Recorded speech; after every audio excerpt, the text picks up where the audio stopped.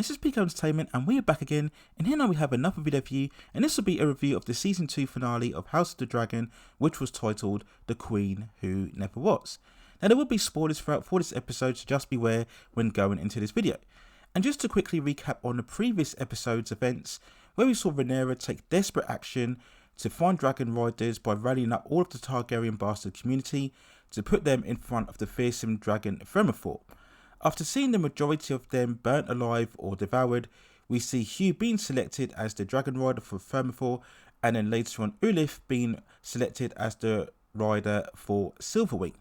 We then finish the episode seeing all of the dragons rallying behind Rhaenyra as Aemond and Vhagar retreat away, seeing the huge opposition that was facing them going forward, and we have Rhaenyra standing there alongside her other dragons, looking very serious in terms of her intent to go to war.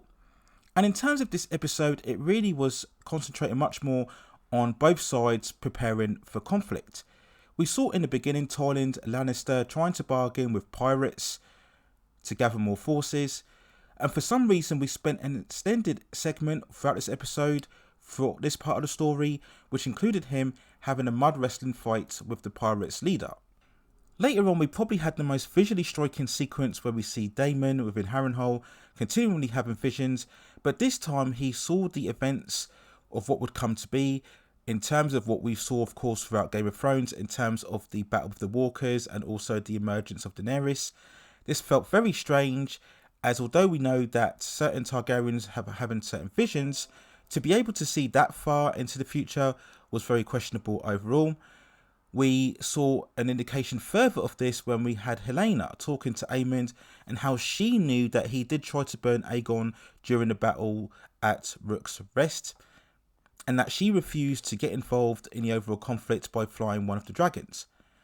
Rhaenyra finally goes to Harrenhal to visit Daemon, and this time, following the visions that he has seen, he seems to have regained his focus and he shows a public swearing of allegiance to Rhaenyra. We then had a supposed climatic encounter once more between Rhaenyra and Alicent. Somehow she was able to find her way to Rhaenyra's location after very much wandering in the wilderness, especially from the previous episode. And this time we see Alicent very broken and realising the devastating effects of the war, and she pleads with Rhaenyra this time to come to some sort of reconciliation. This is of course a role reversal of the encounter that we saw at the beginning of the season, where it was very much Rhaenyra pleading with Alicent to end the conflict. Despite her intentions, Rhaenyra refuses Alicent's proposals, saying that things have moved on far too late now and that she has to be seen to be taking action in terms of the war, and the only way that this conflict could really come to an end is if she gives up a son for the son, of course, that she lost in Luke at the end of the first season. And after much pleading, Rhaenyra decides that Alicent can go free to live her life free from the responsibilities within the conflict. Where exactly Alicent wants to go and what she wants to do, I really don't know at this stage. Or really, to be honest, earlier on within this season, I've felt that Alicent has become far and far less relevant in terms of the overall story. We then ended the episode with a closing montage, seemingly setting the stages for war, which is what I thought we already had got in the previous episode, where we see the armies collecting their forces together, whether it be on land or via the sea. We did have one interesting scene where we see Otto captured. Presumably this was by Aemond. If you remember, I believe in the 6th episode, Aemond remarks that Larys wasn't fit enough to be the king's hand and that he would go out and search for Otto. This is very smart by Aemond, who is probably the most assured character throughout this entire season, because as we all know, Otto was very wise. And it was no coincidence that Aegon really sealed his fate when he dismissed Otto as the hand, replacing him with Sir Criston. We see Aegon leaving the lands with Larys after Larys warned him that his life was in danger and that it would be better for them to separate themselves from the conflicting parties and wait for the war to end and then pick up the pieces afterwards. And we do then admittedly get some nice music and cinematography and visual shots as we see everybody furthering their positions for war. Now, in terms of a separate episode, this was okay. There was nothing special about it, but it wasn't overall a terrible episode. There have been far worse entries, both in the House of the Dragon series and also the Game of Thrones series. But the big problem with this episode is that it was the season finale. And I've said always throughout my reviews of television series, if it's one thing that the season or the series finale should do, is that it should be a culmination of what's gone on throughout the entire season, and it should also provide something enticing or exciting or interesting for you to keep anticipated going forward for the following season. And sadly, this episode did neither of that.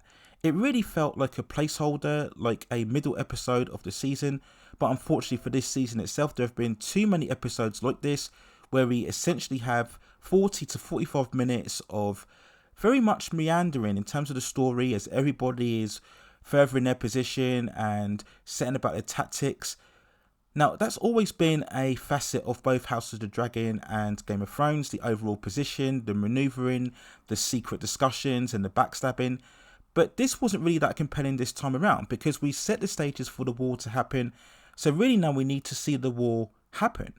And for some reason, this episode and this season in its entirety just seems so hesitant to really push forward with the overall conflict, minus the battle that we saw with Rook's Rest in episode 4. And this really felt like such a waste in terms of finale, almost as if the writers have had bestowed on them 2 more seasons and that they had to stretch the material out because they realised that the climatic battle should be reached far sooner, but they probably don't have the budget, or they realise once they get to that climatic battle there'll be nowhere else to go, so they're stretching things out. And that's what this finale really felt like. Now, of course, as I mentioned before, Game of Thrones and both House of the Dragon, whilst having lots of spectacle and action, it's not just about that. It's not just about the huge cavalries of armies and the swirling dragons in the sky having all of these amazing visual battles. That's an element of it, but it's also about the characters and their progression and their developments. So even if you didn't have necessarily the most spectacular of episodes, you always felt that there was something moving, that there was something really significant and momentous to look forward to, especially in the first season of House of Dragon. But sadly, that wasn't the case here, and this finale was so lackluster, just so plodding, and you just felt they could have easily reached this point probably at the end of the previous episode, and then we could have had the balls to the wall conflict in action for the season finale. And I think this finale just indicates the step down in quality, really more from a storytelling perspective from the first season, and how more importantly there really needs to be a shaking up of the status quo when we get to the third season, which probably won't be for at least 2 years now, in order for this to regain the compelling pace that was set from season 1. No longer can we have just Rhaenyra and Alicent dithering around with people undermining them left, right and centre. We really need to press on now. And I also would say that there needs to be some sort of cutting of the ties with certain characters. I look at the personalities around the story, and there are quite a few who feel really irrelevant in terms of what's going on. I understand, of course, that following the books, there have to be certain characters that have to stick around. But I do feel that in terms of a television series, you have to be much more aware of the format that you are adapting this material in, and you have to realise that even though certain characters may be involved in the books, in terms of the television series you're adapting, they may not be that interesting or that prominent or that integral to the story, and that's when you really had to be much more cutthroat and much more direct in terms of your storytelling and your pacing. And sadly, as a result, this finale didn't do that. It was just such a letdown, and seeing a lot of the reaction online, I think it's a shame because, as I mentioned before, House of the Dragon had really surpassed expectations in its first season, and it got people very much back on board with this franchise. So to have such a lackluster finale for the second season, I think was very disappointing for the show itself. And we can only hope that when the third season arrives in 2 years' time or so, it can really pick up the pace and do a lot more to reinvigorate our interest in both imaginative and much more compelling ways, if this series is to indeed reach the greatness that I truly believe it is capable of doing. So those are my thoughts and feelings on the season 2 finale of House of the Dragon. Let me know what you think in the comments below.